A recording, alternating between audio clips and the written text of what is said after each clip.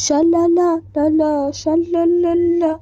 سلام فکر کنم دیر رسیدم ولی خب اشکال نداره. یا اول از تو دیگه کی تو اتاق من؟ از کجا اومدی؟ خیلی خوب، فکر کنم دیر رسیدم ولی اشکال نداره. یا خدا شما کی هستین؟ کجا اومدین تو اتاق من؟ چیکار میکنین شما دوتا؟ من فرشته سمت راستتم دیگه. منم سمت شبیه. پس معلم دینیمون راست میگفت. راستی تو مال این 10-20 سال پیشی نه؟ از کجا فهمیدی؟ هیچی، از طرز لباسات. راستی پای تو چرا اینجوریه؟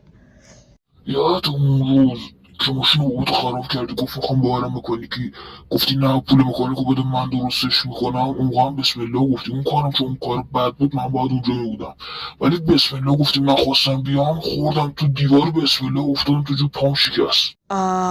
شرمنده داشت. ها راستی میگم تو چرا ماسک گذاشتی؟ بهتره نبینی.